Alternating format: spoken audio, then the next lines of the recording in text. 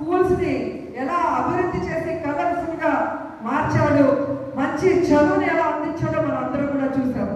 కానీ ఈ కూటమి ప్రభుత్వంలో ఎక్కడ చూసినా వైన్ షాపుల్ని కలర్ఫుల్ గా డెకరేట్ చేశారు. వీధికి ఒక బెడ్ షాపుని పెట్టి పేదవాడు సంపాదించిన డబ్బుని ఎలా పీల్చి పిప్పి చేస్తున్నాడో మనం అందరం కూడా చూస్తున్నాం. వీటన్నిటికీ కూడా ఫుల్ స్టాప్ పెట్టాలని కూడా చెప్తున్నాం. ఎందుకంటే జగనన్న ఉన్నప్పుడు విద్యాంధ్రప్రదేశ్ గా మారిన రాష్ట్రాన్ని చంద్రబాబు నాయుడు ప్రభుత్వం మధ్యాంధ్రప్రదేశ్ గా మారుస్తుంది. ఇది మంచిది కాదని కూడా ఈ సందర్భంగా తెలియజేసుకుంటున్నాను. అలాగే ఉద్యోగస్తులు చూశారు, ఎగిరి ఎగిరి పట్టారు. మన ప్రభుత్వాన్ని దించినంత వరకు కంకణం కట్టుకొని పనిచేశారు.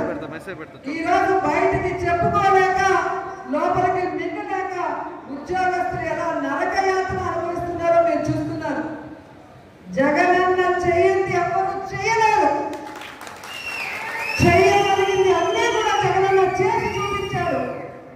అలాంటి మంచి మనిషిని, అలాంటి మంచి నాయకుడిని, అలాంటి వ్యక్తిని మనం కాపాడుకొని మళ్ళీ ముఖ్యమంత్రి చేసే వరకు మనం ఈ ప్రజా వ్యతిరేక ప్రభుత్వాన్ని తరిమి కొట్టే వరకు పని చేయాలని కూడా అందరినీ కూడా కోరుకుంటున్నాను. అధ్యక్షులైన రోజు నుంచి మన కార్యకర్తలకి అండగా, నాయకులకి అండగా ఎక్కడ ఏ విషయం అవసరమన్నా కూడా పరిగెత్తుకుంటూ వచ్చి మనకి అండగా నిలబడుతున్నాడు. కాబట్టి కార్యకర్తలకు చెప్పేది ఒకటే, ధైర్యంగా ఉండండి. తప్పు చేసిన వాడు ధైర్యంగా ఉన్నప్పుడు తప్పు చేయని మనం, సంక్షేమం అభివృద్ధి చేసిన మనం ఎందుకు భయపడాలని కూడా ఈ సందర్భంగా తెలియజేసుకుంటున్నాం.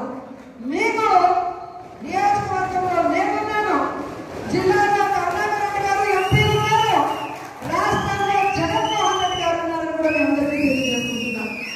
మన పార్టీకి పోరాటాల తప్ప కాదు, మన పార్టీ పోరాటంలో నుంచి పుట్టిన పార్టీ, ప్రజల కోసం పుట్టిన పార్టీ.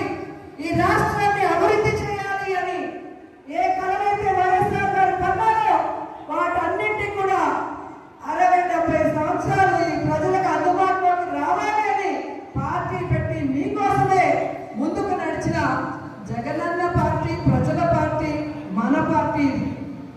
ఎందుకు నేను ఇంతగా చెప్తున్నానంటే, ఈరోజు జగనన్న అనుకున్నవన్నీ సాధించాడు.